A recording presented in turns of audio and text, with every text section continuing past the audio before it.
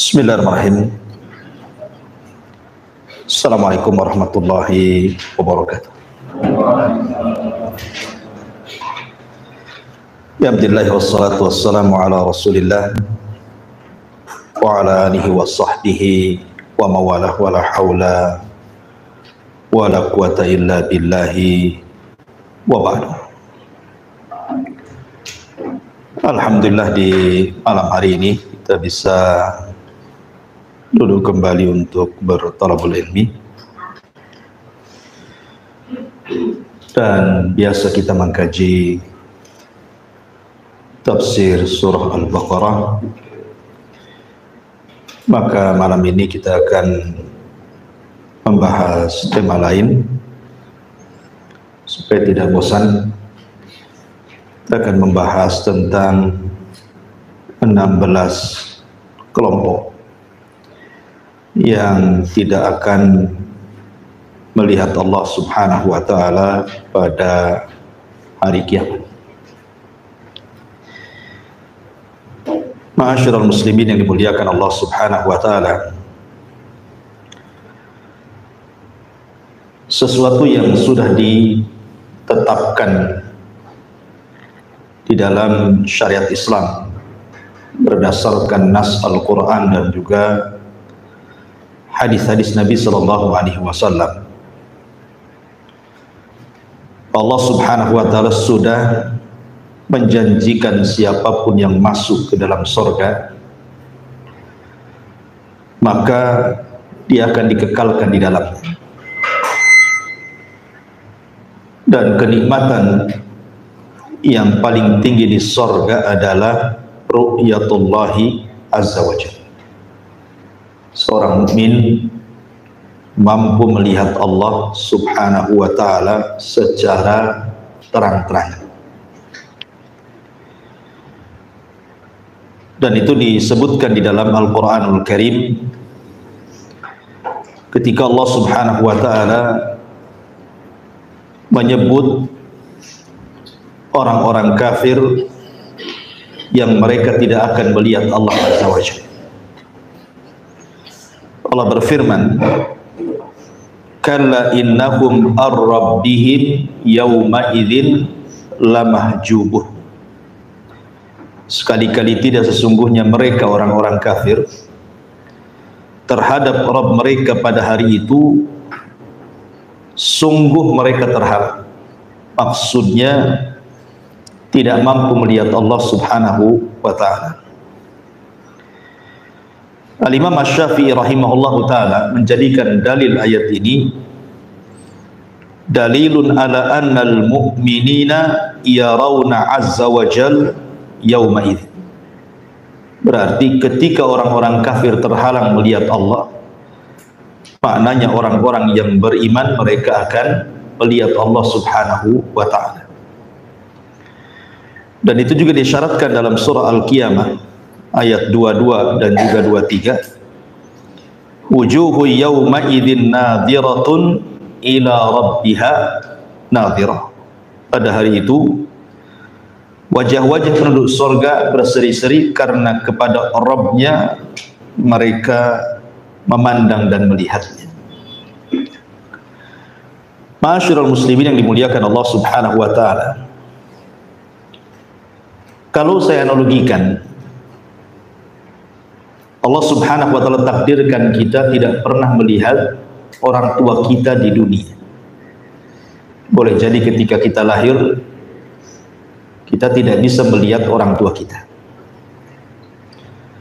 Tentu anak yang baik dan soleh dan solehah tentu merindukan, ingin menatap wajah kedua orang tuanya. Kemudian pada hari kiamat kita akan dipertemukan oleh Allah Azza wa Jalla dengan orang tua kita yang selama ini tidak pernah kita mampu memandang. Tentu ini kebahagiaan luar biasa.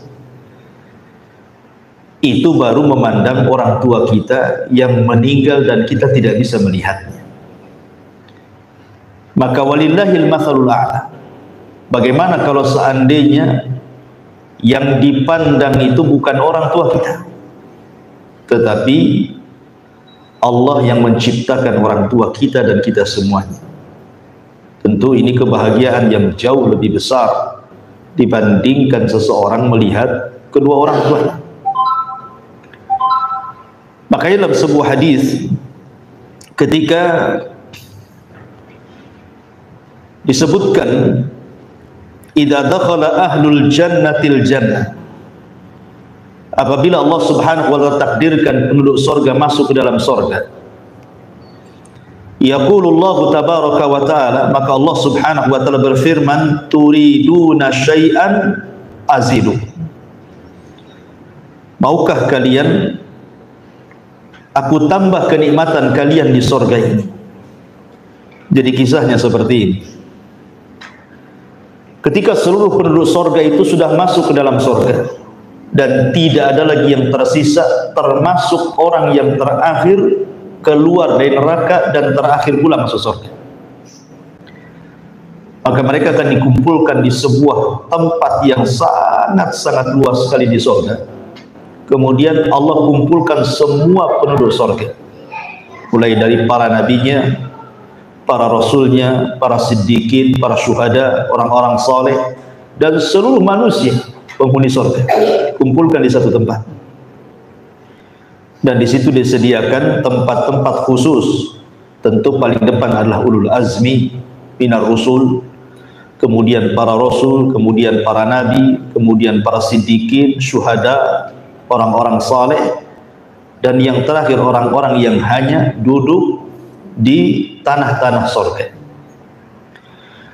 Di situ Allah Subhanahu wa taala akan hadir di hadapan penduduk surga, tapi di balik tabirnya, dan tabirnya Allah adalah cahaya.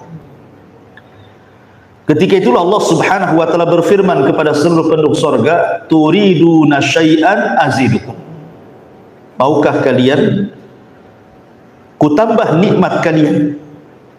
Ini adalah hari tambahan nikmat untuk kalian, dan aku sudah menjanjikan kepada kalian sesuatu yang tidak mungkin aku ingkari. Maka akhirnya kemudian penduduk surga serentak mengatakan, alam tubayyid wujuhana wa tudkhilanal jannah wa tubaiduna anin nar.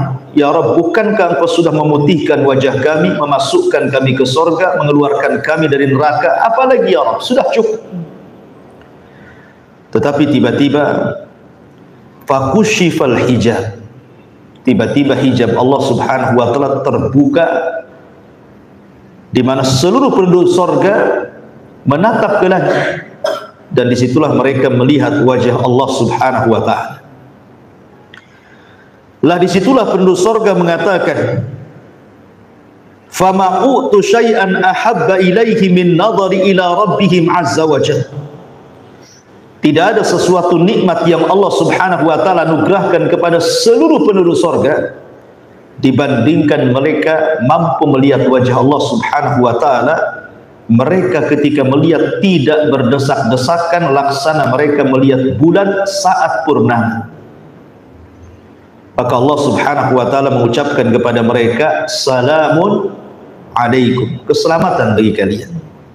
Maka seluruh penduduk surga mengatakan, Allahumma antas salam wa minkas salam tabarakta ya dzal jalali wal ikram. Ma'asyiral muslimin yang dimuliakan Allah Azza wa Jalla, dari sini kita tahu bahwa tidak ada nikmat melebihi surga itu sendiri dibandingkan ru'yatullah, orang yang memandang wajah Allah Subhanahu wa taala. Tetapi yang ingin saya jelaskan malam ini, di sana ada orang-orang yang diharamkan oleh Allah Subhanahu wa taala untuk melihat wajah Allah pada hari kiamat. Siapa mereka? Inilah yang kita akan bahas. Ma'asyiral muslimin yang dimuliakan Allah Subhanahu wa taala, ada 16 kelompok berdasarkan nas Al-Qur'an dan juga hadis-hadis Nabi sallallahu alaihi wasallam, di mana 16 kelompok ini oleh Allah Subhanahu wa taala tidak diizinkan untuk melihat Allah. Yang pertama disebutkan di dalam Al-Qur'anul Karim surah Al-Imran ayat 77. Allah Subhanahu wa taala berfirman, innal ladzina yashtaruna bi ahdillahi wa aymanihim thamanan qalila ulaika la khalaqa lahum fil akhirati wa la yukallimuhumullahu wa la yanzuru ilaihim yaumal qiyamati wa la yuzakkihim wa lahum adzabun alim. Sesungguhnya orang-orang yang memperjualbelikan janji-janji Allah dan sumpah-sumpah mereka dengan harga yang murah, mereka itu tidak memperoleh bagian di akhirat. Allah tidak akan menyapa mereka, tidak akan memperhatikan pada hari kiamat. Artinya mereka tidak akan melihat Allah Subhanahu wa taala, dan Allah tidak akan mensucikan mereka, dan bagi mereka azab yang sangat pedih. Dalam ayat ini menjelaskan bahwa ada orang-orang yang menjual janji setianya dengan Allah dengan harga yang murah, yang tidak seberapa daripada dunia yang fana ini. Jadi kelompok yang pertama adalah orang-orang yang suka bersumpah dengan sumpah dusta.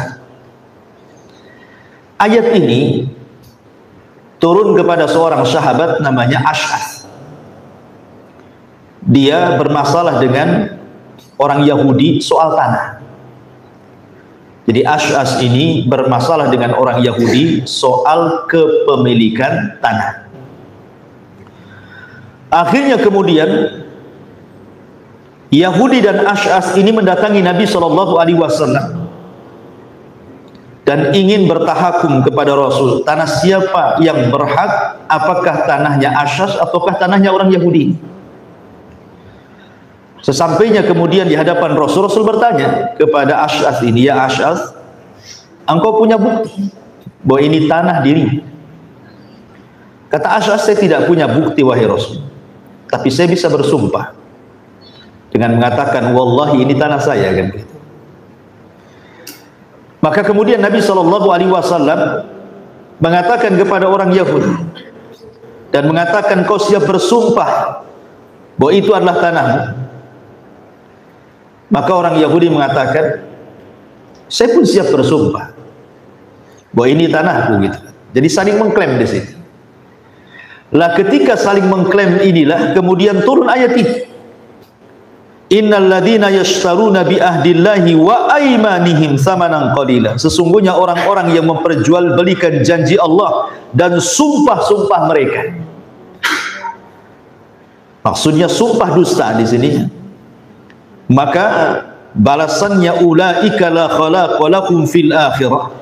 Mereka tidak akan ada bagian di akhirat. Allah tidak akan bicara dengan mereka. Allah tidak akan memandang mereka pada hari kiamat, dan Allah tidak akan mensucikan mereka. Ma'asyiral muslimin yang dimuliakan Allah Azza wa Jalla. Jadi kelompok yang pertama adalah orang yang bersumpah dengan sumpah yang palsu. Dan sumpah yang palsu ini paling banyak berada di persidangan biasanya. Ya, hakim-hakim yang mereka tidak jujur, yang mereka dibayar, kemudian mendatangkan saksi-saksi palsu untuk bersumpah, maka merekalah masuk pada firman Allah surah Al-Imran ayat 77 ini. Mereka tidak akan dilihat oleh Allah Subhanahu wa ta'ala. Padahal melihat Allah itu sesuatu yang luar biasa. Sudah saya jelaskan, nikmat terbesar yang ada di surga. Kenapa sedemikian besarnya ancaman orang-orang ini, di mana Allah tidak akan melihat mereka? Karena biasanya persaksian palsu, apalagi terjadi di persidangan itu, akan menjadikan seseorang kehilangan haknya, kan? Yang harusnya dia punya harta, akhirnya hilang hartanya. Yang harusnya dia tidak dihukum, artinya kemudian menjadi dihukum. Terkadang hukumannya dipenjara sekian puluh tahun, terkadang sampai hilang nyawa, gara-gara persaksian palsu tadi. Makanya kenapa kemudian ancamannya sedemikian berat? Allah tidak akan memandang mereka. Ini satu kelompok. Kemudian kelompok yang kedua, al-hakim alladhi yatahajjab an ra'iyatihi wa la yanzuru fi hajatihim wa faqrihim. Seorang penguasa, seorang pejabat, seorang pemimpin yang mereka sama sekali tidak peduli dengan bawahannya, dengan rakyatnya, bahkan tidak memandang hajat-hajat mereka dan kefakiran mereka. Dan ini disebutkan dalam sebuah hadis dari Abi Maryam Al-Azdi.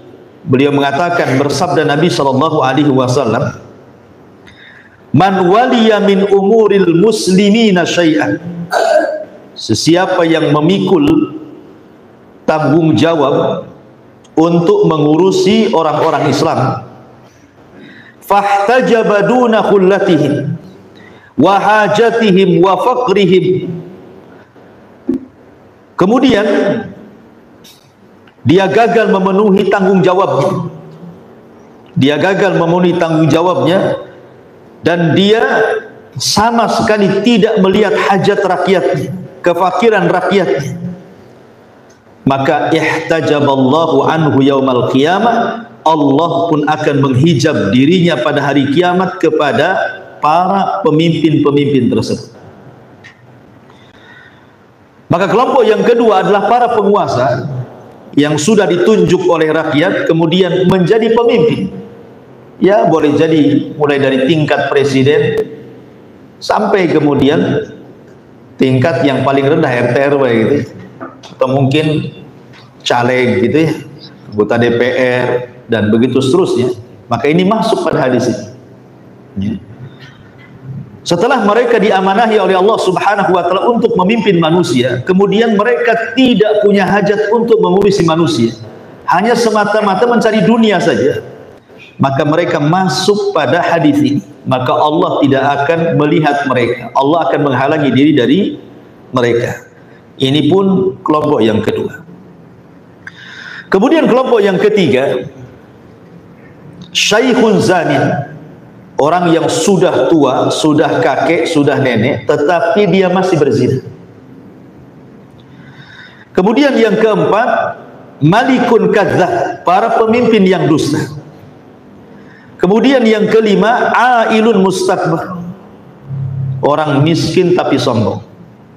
Tiga kelompok ini disebutkan dalam satu hadis dari Abu Hurairah radhiyallahu an. Nabi SAW bersabda, salasatun la yukallimuhumullahu yaumal qiyamah wa la yanzuru ilaihim wa la yuzakkihim wa lahum adzabun alim, syaikhun zanin wa malikun kadzdzab wa ailun mustakbir.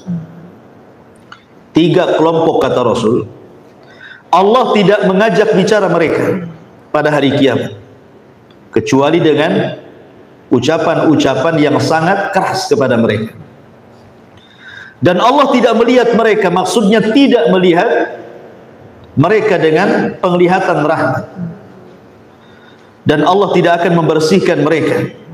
Dan bagi mereka azab yang pedih. Yang pertama, syaikhun zani, orang yang sudah tua tapi masih berzina. Kenapa kemudian di sini orang yang sudah tua berzina lebih besar dosanya dibandingkan anak muda berzina? Sampai-sampai Rasul mengatakan orang ini tidak akan diajak bicara, tidak akan dilihat Allah, dan tidak akan dibersihkan oleh Allah pada hari kiamat. Pertama, ikhwan, karena yang namanya orang sudah tua artinya sudah dekat dengan kematian. Kata Nabi SAW, a'maru ummati bainas sittina wasab'i, bahwa usia umatku itu berkisar antara 60 sampai 70 tahun saja. Dan sedikit yang melewati 70 tahun, ada tapi sedikit. Umumnya umat Nabi SAW itu usia 70 tahun sudah meninggal. Walaupun ada yang masih hidup, tidak banyak. Artinya orang yang sudah tua, usianya mungkin sudah 50 tahun ke atas, atau mungkin sudah mencapai 60 tahun. Artinya orang-orang seperti ini kan sudah dekat ajalnya, gitu maksudnya. Kalau sudah dekat ajalnya, harusnya dia lebih mendekatkan diri kepada Allah Subhanahu wa taala, bukannya kemudian dia malah melampiaskan syahwatnya. Makanya kenapa kemudian orang yang sudah tua renta berzina itu lebih besar dosanya dibandingkan anak muda? Karena usia dia sebenarnya sudah mendekati ajal. Ini yang pertama. Yang kedua, umumnya orang yang sudah tua, yang sudah kakek, sudah nenek itu, umumnya syahwat mereka sudah berkurang. Beda dengan anak muda, lonjak-lonjak gitu. Kalau orang tua kan syahwatnya sudah kurang. Bahkan mungkin yang perempuan kebanyakan mereka sudah menopause gitu ya. Dan syahwat yang sudah tua pun sudah berkurang tensinya. Artinya bahwa kalau kemudian syahwatnya yang lemah tersebut masih kemudian diumbar dan melakukan perzinahan, menunjukkan bahwa kakek dan nenek tersebut memang zina itu kebiasaan hidupnya. Artinya memang buruk akhlaknya. Itu sudah jadi kebiasaan dia, buruk akhlaknya. Makanya kemudian dosanya orang yang sudah tua berzina ini lebih besar dibandingkan anak muda, karena dia punya kebiasaan buruk berzina. Kemudian yang ketiga, biasanya orang yang sudah tua itu mereka sudah mencicipi yang disebut dengan nikah. Sebagian mereka sudah punya anak, sudah punya cucu kan itu. Artinya ada tempat-tempat yang halal untuk mereka. Kenapa kemudian mereka melampiaskan ke hal-hal yang diharamkan Allah Azza wa Jalla? Maka dari sini menunjukkan bahwa tingkatan dosa orang yang sudah tua berzina itu lebih besar dibandingkan anak muda. Walaupun zina itu sama-sama haram, mau dilakukan anak muda atau orang tua sama saja. Cuman di sini dosa orang tua jauh lebih besar dibandingkan anak muda. Karena dari segi syahwat saja wajar anak muda itu terjerumus kepada perzinahan karena memang menggebu-gebu, lain dengan orang yang sudah tua. Makanya kata Nabi SAW, syaikhun zanin, orang yang sudah tua masih berzina ini, yang harusnya lebih taat kepada Allah di masa tuanya malah bermaksiat, makanya dosanya dilipat gandakan dibandingkan anak muda yang berzina. Ini beberapa alasan kenapa orang tua berzina itu tidak akan diajak bicara, Allah tidak akan melihatnya, dan Allah tidak akan membersihkan, dan bagi mereka adab yang sangat pedih. Ini yang nomor 3. Kemudian yang nomor 4, malikun kadzdzab. Kata Nabi SAW, wa malikun kadzdzab, dan para pemimpin yang berdusta. Dusta itu sifatnya orang munafik. Siapapun yang berdusta tidak mesti pemimpin. Tidak boleh, dosa besar dusta itu. Makanya Imam Zahabi memasukkan kadzdzab, dusta itu bagian daripada dosa besar, dan Rasul memasukkan dusta itu alamat min alamatin nifaq. Ya, tanda dari tanda-tanda kemunafikan kan gitu.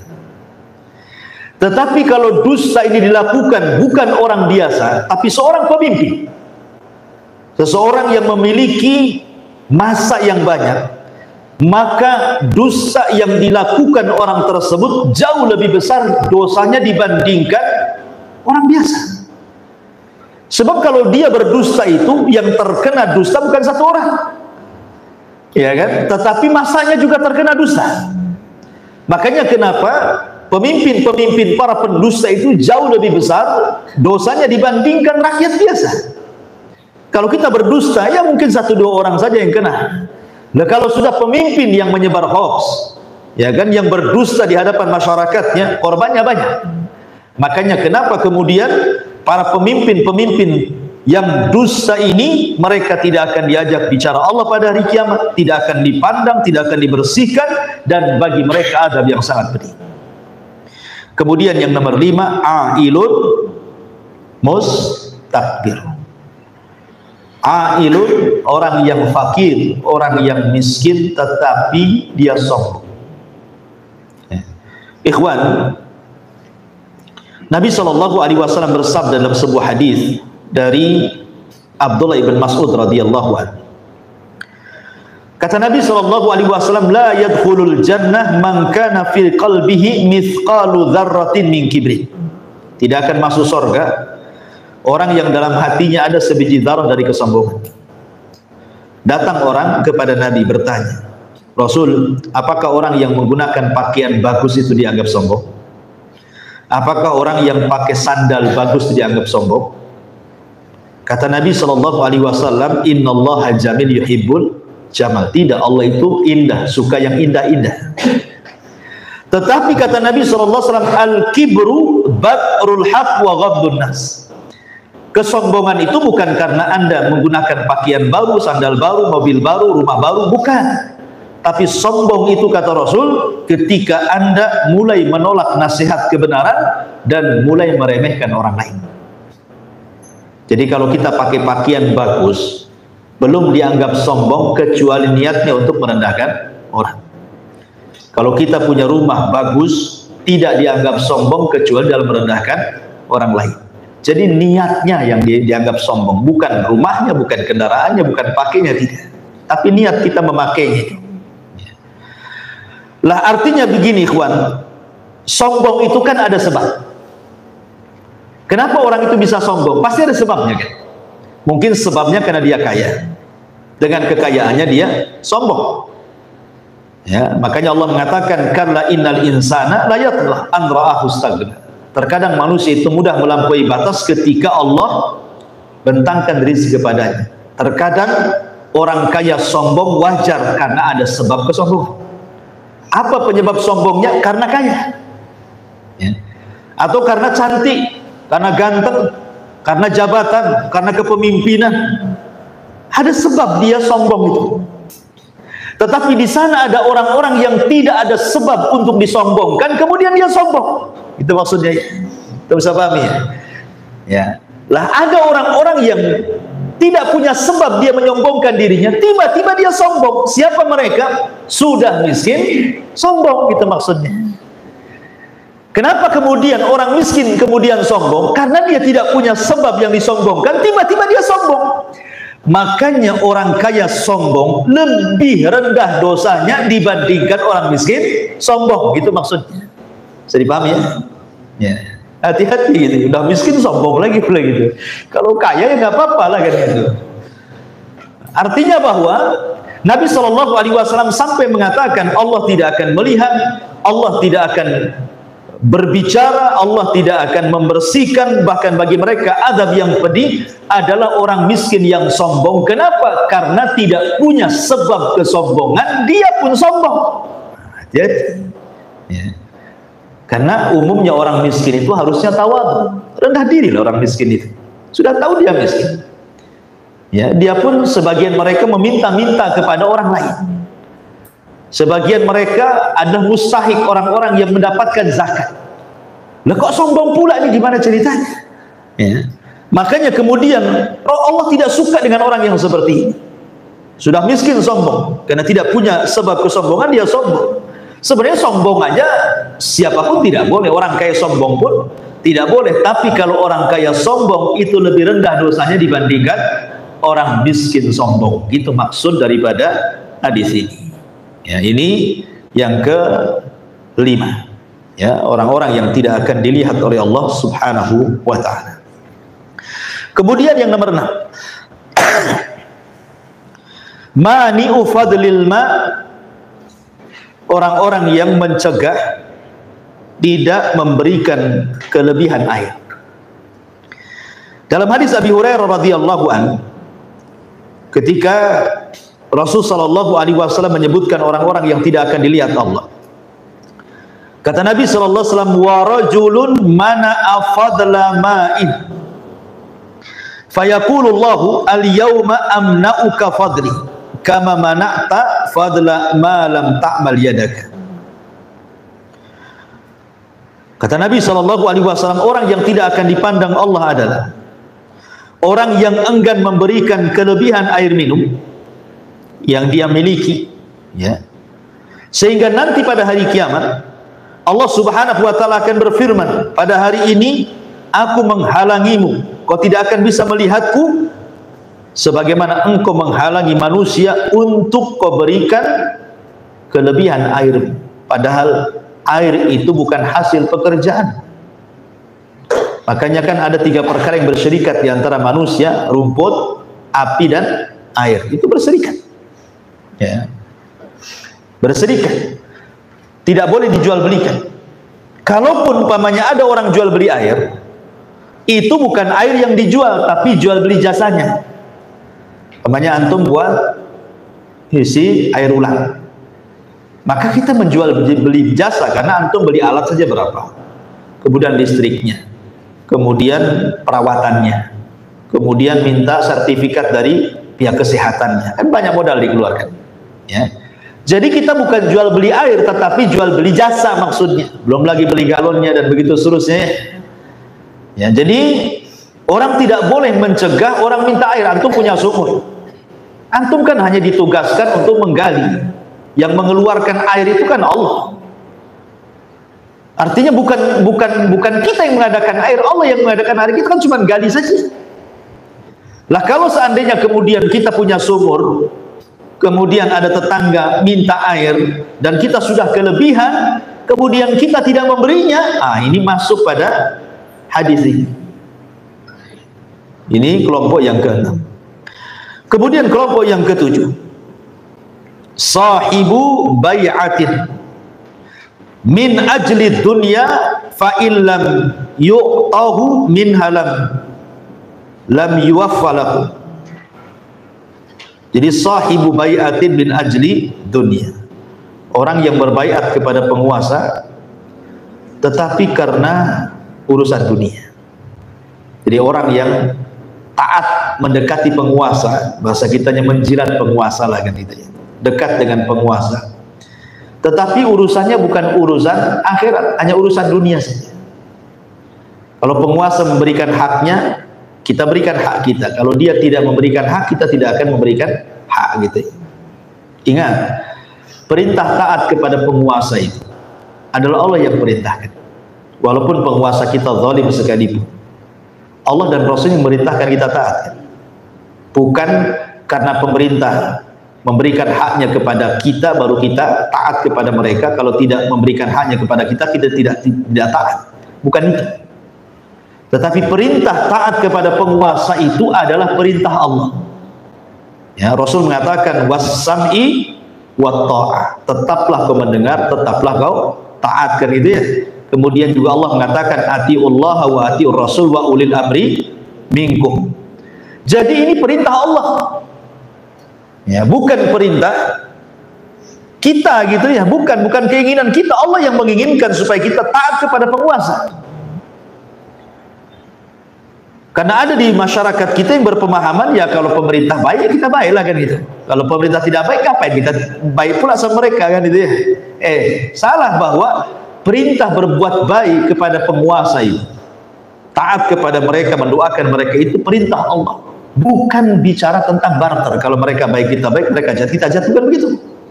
Ya. Makanya di sini juga di antara kelompok yang nomor 7 adalah sahibu bai'atin min ajli dunia.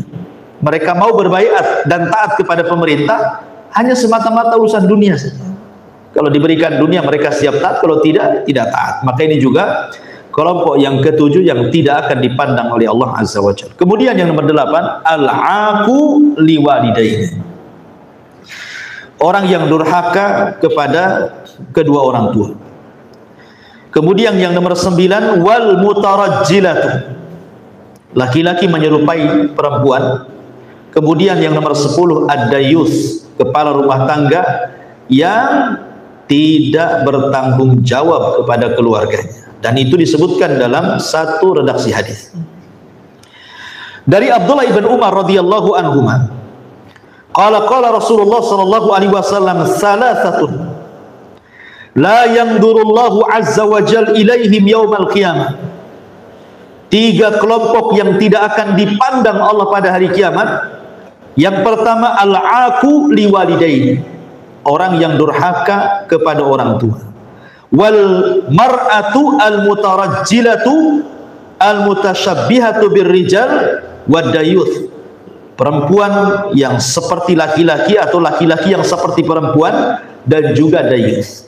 Jadi yang nomor 8, orang yang tidak akan dipandang Allah adalah orang-orang yang durhaka kepada orang tua.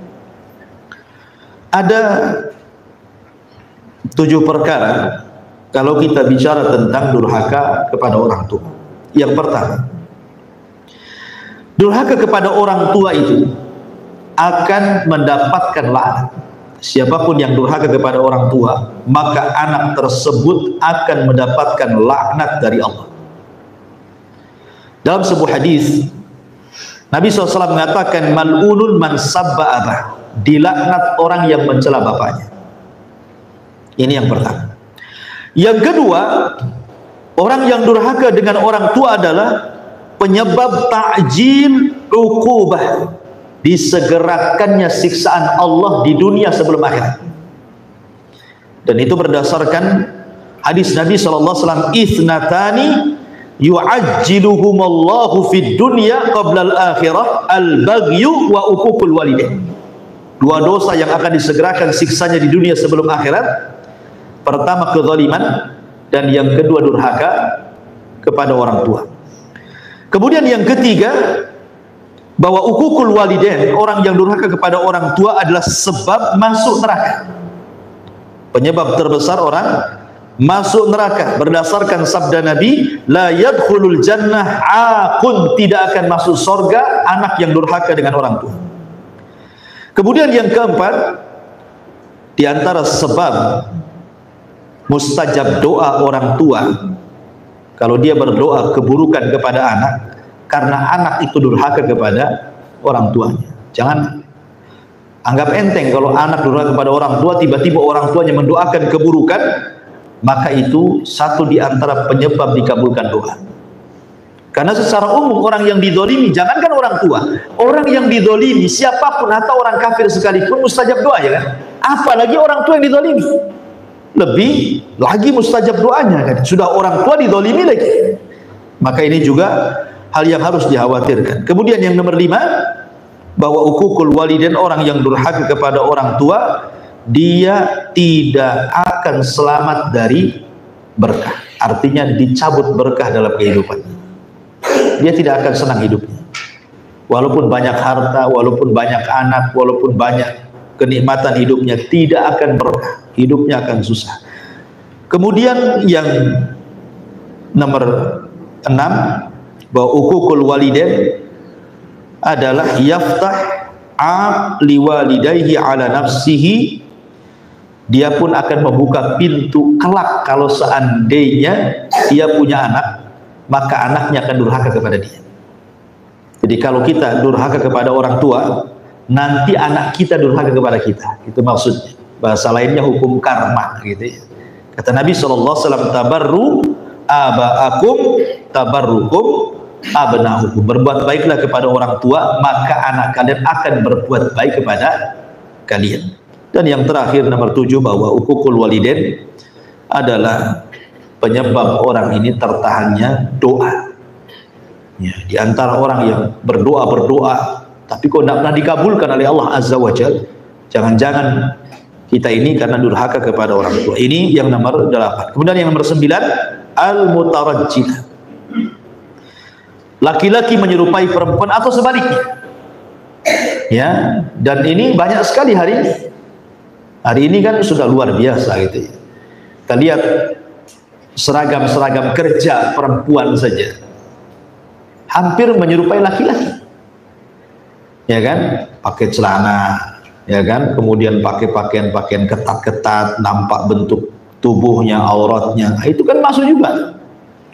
Padahal kan tidak boleh wanita itu harus menutup aurat dengan cara ya tadi, dengan longgar, kemudian pakainya tebal gitu ya, kemudian tidak membuka auratnya. Maksudnya yang boleh dibuka hanya wajah dan telapak tangan saja, selebihnya harus tertutup kan itu.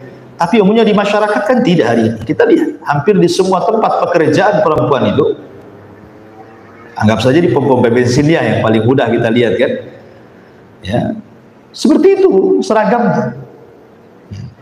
Dan laki-laki juga banyak juga yang jadi bencong kan, ngeri juga gitu ya di masyarakat ini. Maka ini juga kata Nabi SAW, salah satu orang-orang yang tidak akan dipandang oleh Allah Azza wa Jalla. Kemudian yang nomor 10, dayus. Kata Imam Ibn Utsaimin rahimahullahu ta'ala ketika memberikan makna dayus, dayus adalah alladhi yardha al-fahishata fi ahli, kepala rumah tangga yang redha kalau seandainya terjadi kemaksiatan di tengah-tengah keluarganya. Anaknya tidak berjilbab, diam saja orang tuanya, gitu ya. Anak perempuannya pulang tengah malam, diam saja dia. Anaknya tidak sholat, ya diam saja. Ya, istrinya tidak sholat, ya tidak pernah digubris. Jadi dayuth itu intinya adalah kemaksiatan yang dilakukan anak, istri ataupun keluarganya dibiarkan saja. Itu namanya dayuth. Dan ini banyak di masyarakat, khususnya orang-orang awam itu biasa-biasa saja. Kadang-kadang kalau di desa-desa ya, zaman kita dulu, kadang-kadang ada laki-laki apel ke rumahnya, itu seneng orang tuanya. Seneng mana? Kalau nggak diapeli anaknya itu dikira nggak laku tuh anaknya. Zaman orang dulu kan itu. Kadang-kadang sengaja orang tuanya pergi biar itu mungkin jodohnya. Naudzubillah, ya kan? Ini yang nomor 10. Kemudian yang nomor 11. Yang nomor 11, man amila amala qaumi Lut, orang yang melakukan amalnya kaum Lut, homoseksual. Kemudian yang nomor 12, asyudzud, asyadzun. Syadzun itu orang yang ada penyimpangan dalam menggauli pasangannya, seperti menggauli istrinya dari duburnya, naudzubillah. Dan ini berdasarkan satu redaksi hadis dari Abdullah ibn Abbas radhiyallahu anhuma, Nabi SAW bersabda, la yanzurullahu ta'ala ila rajulin ata rajulan au imra'atan fi duburi. Allah tidak akan memandang kepada laki-laki yang mendatangi laki-laki atau seseorang mendatangi pasangannya dari duburnya. Jadi yang nomor 11 adalah orang yang melakukan homoseksual. Nabi SAW pernah mengatakan 3 kali mengucapkan la'anallah man amila amala qaumi Lut. Allah melaknat orang yang mengamalkan amalan kaum Lut. Kemudian Rasul mengatakan la'anallah man amila qaumi Lut. La'anallah man amila qaumi Lut. 3 kali Rasul mengatakan semoga Allah laknat, semoga Allah laknat, semoga Allah laknat orang yang melakukan amalan kaum Lut. Maksudnya homoseksual. Dan herannya di negeri kita ada orang-orang yang mereka mulai mencoba untuk melegalkan gitu ya, pernikahan sesama jenis gitu kan.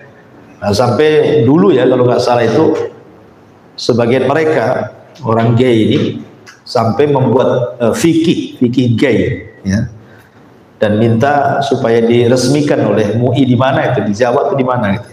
Jadi orang mereka sendiri membuat fikih itu. Sholatnya gay gitu, kemudian tayamumnya gay, kemudian wudunya gay, puasanya gay gitu ya. Jadi sampai ngarang buku fikih orang itu. Alhamdulillah kemudian tidak direkomendasi oleh MUI. Ya ngapain coba? Gaynya sendiri dilarang. Ya, buat fikih pula dia. Ya, makanya di sini kenapa demikian? Karena memang kalau mereka paham tidak ada di Quran satu perbuatan dosa yang paling banyak celaannya kecuali homoseksual. Yang paling banyak celaannya ya dikatakan kaumun tajhalun, orang bodoh, kaum yang zalim, kaum yang melampaui batas, kaum macam-macam ya di Quran.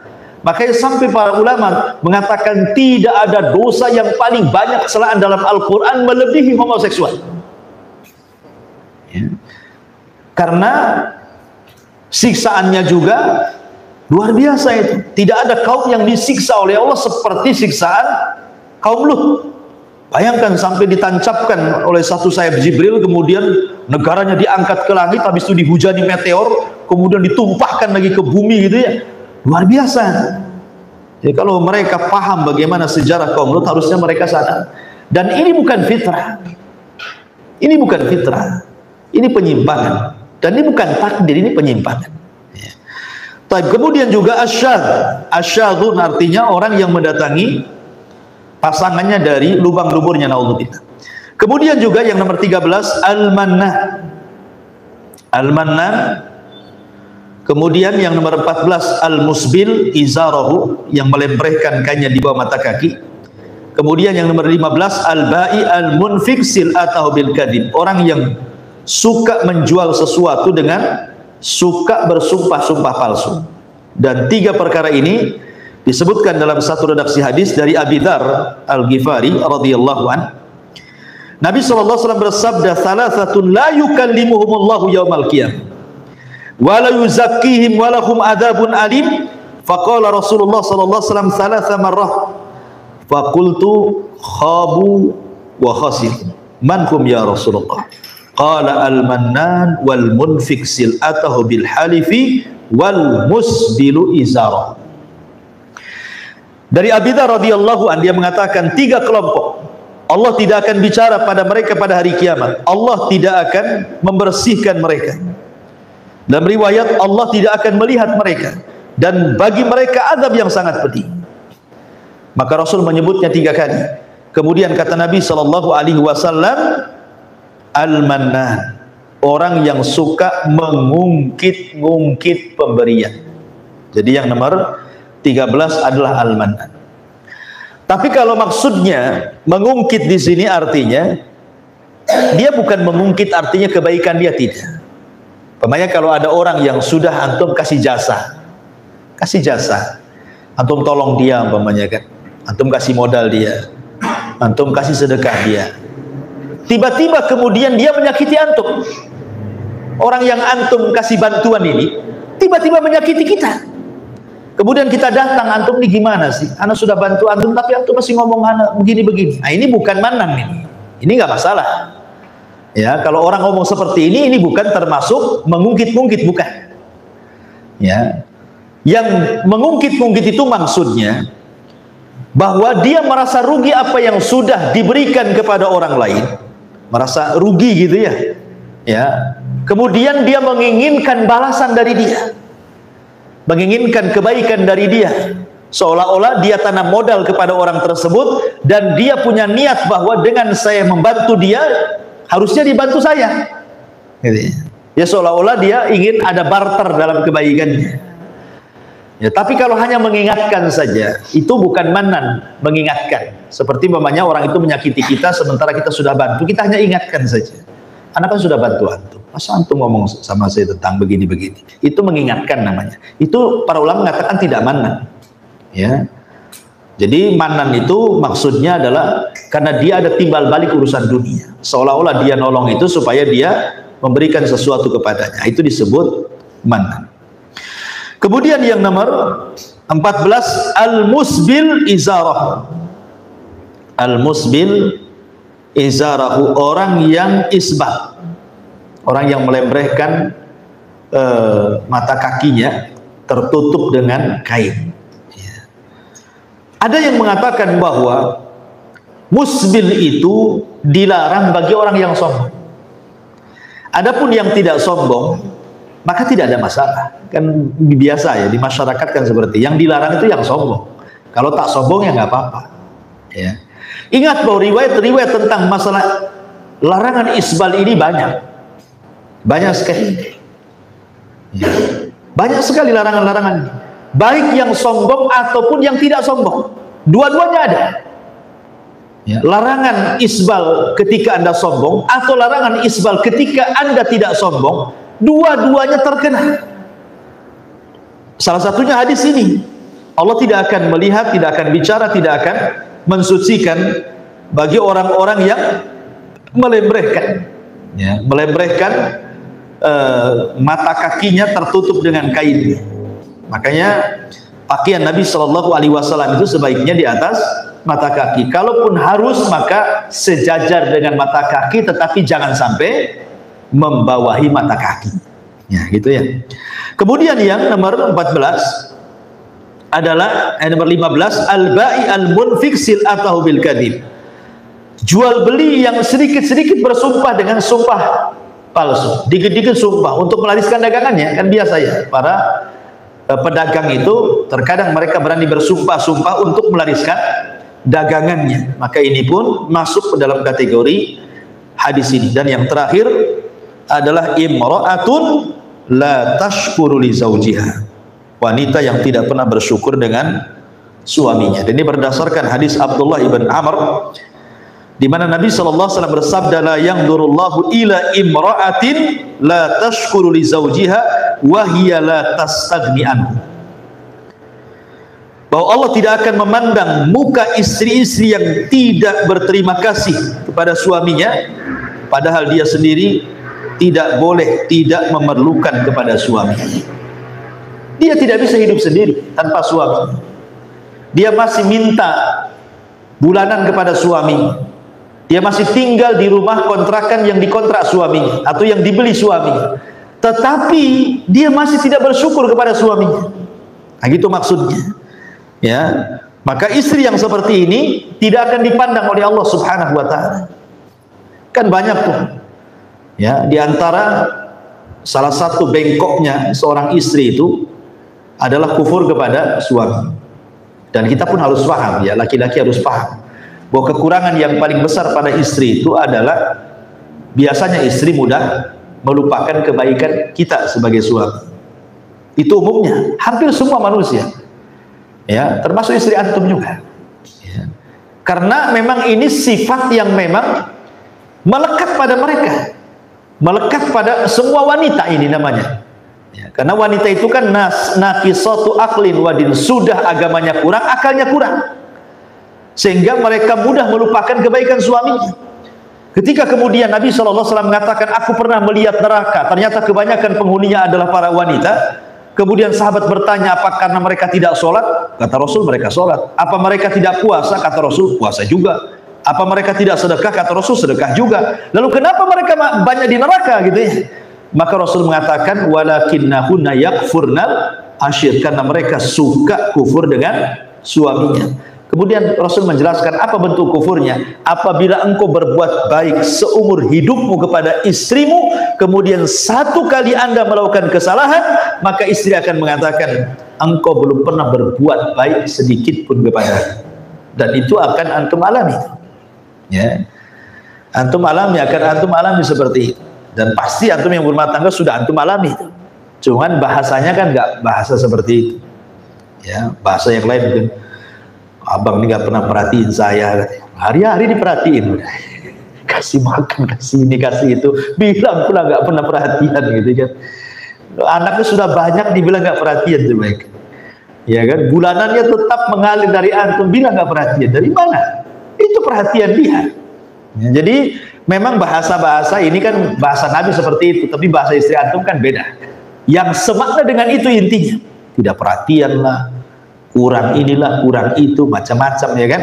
Ya itulah makanya disebut imra'atun la tashkuru li zawjiha. Maka yang nomor 16 yang terakhir, bahwa Allah tidak akan memandang wanita yang tidak pernah bersyukur kepada suaminya. Inilah diantara 16 kelompok yang tidak akan dipandang oleh Allah Subhanahu wa ta'ala. Padahal memandang Allah adalah sebuah nikmat yang paling besar. Kalau kita mampu memandang Allah dan Allah memandang kita dengan rahmat, maka ini sebuah kenikmatan besar yang Allah anugerahkan kepada kita. Wallahu a'lam bishawab. Ini yang bisa saya sampaikan, ya, karena juga kondisi kurang sehat juga. Subhanallah bihamdika, asyhadu an la ilaha illa anta, astaghfiruka wa atubu ilaik. Allahu ta'ala alam. Assalamualaikum warahmatullahi wabarakatuh.